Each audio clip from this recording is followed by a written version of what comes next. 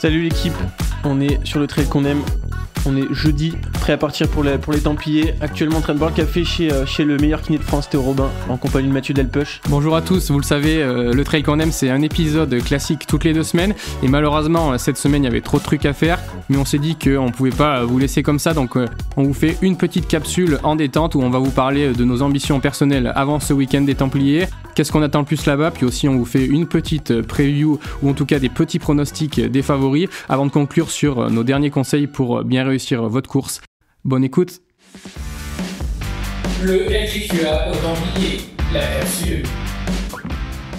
Mathieu, comment tu te sens là, 3 jours avant la course? Est-ce que t'es chaud? Et ben là, j'ai vraiment un peu bougé dans tous les sens, mais en vrai, j'ai la bonne motivation. La prépa express, c'est pas si mal passé. Et puis aujourd'hui, malheureusement, Nicolas Martin n'est pas là, donc l'épisode va faire que 5 minutes. Théo, comment tu te sens? Eh bah ça va bien. Moi je prends le départ demain, partir avec les copains demain et faire une journée de plus à la maison. Et puis après je me sens bien. Il y a juste une petite interrogation parce que j'ai racheté mon dossard last minute en juillet et du coup je suis dans la dernière vague et j'espère que je vais réussir à changer ma vague de départ. Bien que je fasse pas partie des élites, j'aimerais bien être dans la vague 1 pour réussir à faire un chrono qui me semble correct pour mon niveau. Ouais, moi de mon côté tout va très bien. J'ai eu la chance d'avoir une petite séance de kiné de la part de Théo ce matin, histoire de bien se mettre en confiance avant dimanche. Et puis voilà, il y a plus qu'à faire 2-3 petits footings sur place et puis prendre le départ dimanche matin à 5h10. Moi j'ai la chance d'être dans le SAS Elite, donc ça va être cool. Hâte de vivre ce départ avec la musique et les petits fumigènes pour ceux qui ont déjà vécu ou en tout cas vu un départ des Templiers. C'est quand même assez mythique, donc vraiment hâte de découvrir ça. Et toi Mathieu, l'objectif là un petit peu, tu vas avec quelles ambitions? Objectif de chrono, objectif de place, objectif de se faire plaisir, ça va être quoi un petit peu la stratégie de course? Bah vraiment là, il y a pas d'ambition autre que celle de se faire plaisir et prendre de l'expérience sur au final ce format mythique que j'ai jamais fait. J'ai déjà couru plusieurs fois sur d'autres courses des Templiers et là je me suis dit c'est le moment, on va aller tenter de faire cette grande course pour un petit peu sauver ma fin de saison après les mondiaux qui étaient vraiment en deçà de mes espérances en termes de performance. Et donc j'ai tenté une petite prépa express. Je vous ai raconté ça d'ailleurs sur YouTube. On a fait une petite séance, la dernière grosse séance P avec Alexandre. Tout est sur YouTube, donc si vous voulez aller voir ça plus en profondeur. Mais là vraiment ce qui est cool, c'est que j'ai pas de pression puisque c'est pas une course que j'ai préparée de façon approfondie, donc l'idée c'est de kiffer. Théo, t'avais fait la course l'an dernier, t'avais fait un bon gros 12 heures d'effort parce que t'avais connu pas mal de difficultés sur la course. Tu reviens avec quelles ambitions cette année et surtout avec quel apprentissage par rapport à l'an passé? L'année dernière, c'est clair que ça s'était très mal passé. J'étais parti avec un pote, on était sur des bases de 9h40. Lui, il a fini en 9h45, je crois. Et puis, simplement, ça s'est fini en rando sieste. Je faisais des siestes à chaque ravito. Je dormais un quart d'heure au pied des bénévoles. Du coup, cette année, l'objectif, c'est déjà d'être bien régulier. L'année dernière, ce qui m'avait coûté cher sur cette course-là, c'est d'avoir fait beaucoup de suivi.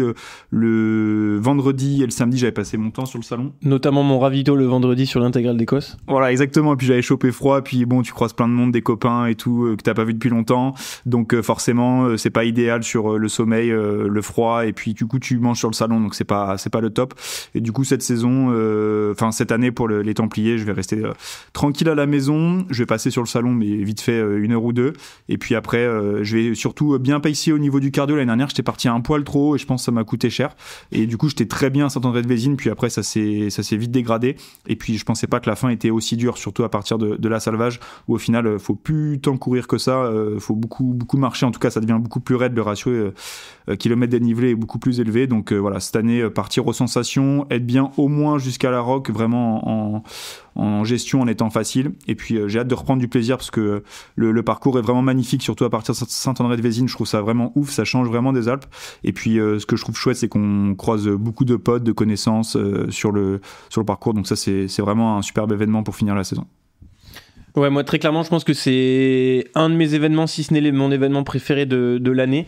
Je pense que ça fait depuis 2017 que j'y vais. J'ai couru pas mal de distances, et les courtes distances, notamment le marathon du Larzac il y a quelques années, et l'intégrale d'Écosse, là, le 60 l'an passé, et je voulais vraiment monter crescendo avant de découvrir le 80. Je me suis frustré pendant pas mal d'années et je suis hyper content que ça arrive enfin cette année. J'ai vraiment hâte de découvrir cette course mythique et cette distance mythique, et puis en espérant courir autour des 7h30 On verra en fonction de la forme du jour, mais voilà, si le chrono tourne autour des 7h30, ce sera hyper positif. Alexandre, tu viens là avec on parle de ton statut de coureur que tu vas essayer de défendre dimanche, mais il me semble aussi que tu as une deuxième mission sur ce week-end des Templiers. Tu serais pas aussi manager de la Colibri Academy? Est-ce que tu peux nous dire quelles seront les forces en présence du côté de ton Academy Trail? Non, ça du coup, moi je suis vraiment focus sur ma course, donc là j'ai 2 jeunes qui courent, mais je vais les laisser un peu tout seuls se démerder de leur côté. Ils sont grands, ils sont autonomes.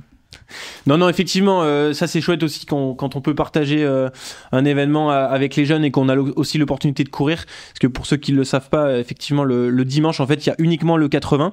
Et donc nous, ça nous permet, en tant que team manager et notamment avec Léo Bonnemer aussi, l'entraîneur de la structure, de pouvoir suivre les courses le samedi, et notamment Jules Mongelat qui sera sur le marathon d'Écosse et puis Louane Flamier qui sera sur la VO2. Donc ça permet aussi de passer le temps avant sa course et d'être focus sur autre chose. Et donc ça va être super chouette, surtout que les deux découvrent l'événement, donc ça aussi c'est cool de pouvoir faire découvrir l'événement à des jeunes qui le connaissent pas, surtout un événement aussi emblématique en France, donc j'ai hâte de les voir s'éclater sur les chemins d'Écosse en tout cas. Est-ce qu'on ferait pas quand même des petits pronostics pour conclure cette petite capsule?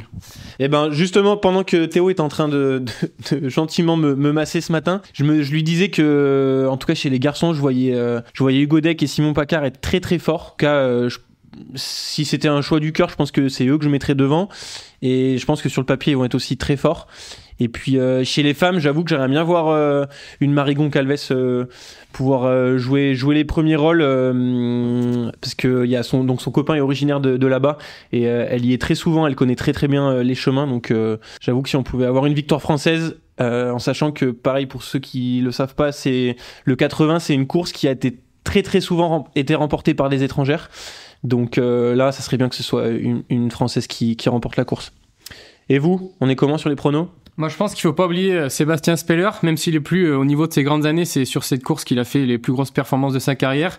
Donc, il connaît très bien les qualités qu'il faut avoir pour dérouler sur l'Écosse. Il connaît bien le parcours, il va pas être surpris. Il sait comment gérer sa course. Donc, je pense que ça peut être le petit retour de Sébastien Speller.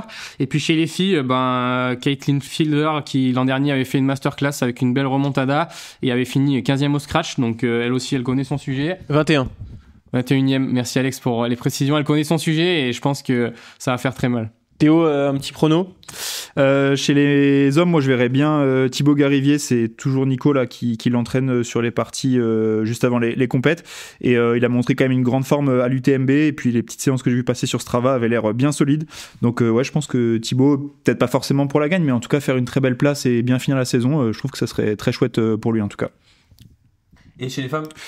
Allez, peut-être une bonne course de Marine Quintard. Allez, qui avait fait top 10 l'an dernier, je crois. La Véronaise, la locale qui habite dans les Alpes, mais qui est originaire d'Aveyron. Et messieurs, si vous aviez des derniers petits conseils à donner, je pense que dans nos auditeurs et auditrices, on a des gens qui vont participer au Templiers. Ça serait quoi un petit peu vos conseils vos conseils de dernière minute à leur donner? Moi, mon conseil, c'est que vraiment, il faut voir cette course en 2 parties. Et la première partie, jusqu'au kilomètre 48, au village de la Roxane-Marguerite, il faut vraiment voir ça comme une pré-fatigue et pas une course. C'est vraiment une première sortie longue. Et puis ensuite, quand il reste 30 km, là, on peut commencer à avoir des sensations qui se dégradent un petit peu. Mais au début, il faut vraiment rester dans les zones d'aisance, vraiment essayer de rester sous le seuil 1, c'est-à-dire être capable de plus ou moins parler pendant la course et voir ça comme un moment où on déroule, on se fait plaisir. Et puis là, sur la fin, il faut accepter, faut à partir du kilomètre 50, c'est là où on peut se dire ok, c'est dur, mais c'est normal. Mais avant, dès que c'est dur, faut vraiment ralentir, et c'est ça qui va vous permettre de faire une course pleine et de kiffer le plus longtemps possible votre course, et puis même d'améliorer, je pense, votre chrono global. Et moi, de mon côté, ce qui m'a vraiment perturbé l'année dernière, c'est le nombre de participants. Moi, j'ai l'habitude de faire des courses où il y a généralement entre 300 et 500 dossards. Et là, quand même, sur les Templiers, il y a 3000 dossards juste sur le Grand Trail. Et du coup, ça fait une densité de coureurs autour de soi. Et du coup, moi, je sais pas, par exemple, j'ai l'habitude sur mon dernière course, je sais pas, d'être dans le top 30, 50, et ça se double pas trop. Alors que là, sur les Templiers l'année dernière, j'étais entouré de 10 personnes devant, 10 personnes derrière. Dès que tu te ralentis ou tu t'arrêtes pisser 2 minutes, tu te prends 20 places dans la vue. Et du coup, c'était assez perturbant de se faire doubler très très régulièrement, que ce soit au début pour moi, puis à la fin, c'était normal parce que je dormais, j'étais en mode zombie, mais j'étais vraiment étonné de voir tout ce monde-là. Et du coup, faut vraiment rester focus, comme disait Matt, sur ses sensations. Et c'est pour pour ça que moi cette année je vais choisir de faire tout au cardio et surtout pas de me laisser imprimer un rythme par les autres parce qu'il y en a qui vont dans tous les sens. Parfait, bonne chance les gars, on se retrouve dimanche et puis on vous fera sûrement des petites réactions à chaud juste après la course pour que vous puissiez avoir nos réactions en direct juste après la course. Mathieu, un dernier mot? Évidemment, si vous êtes aussi sur l'événement, n'hésitez pas à faire un petit coucou si vous nous reconnaissez, ça fait toujours plaisir d'échanger avec la communauté, c'est aussi ça le trail qu'on aime, ces rencontres. On se voit ce week-end, à la prochaine.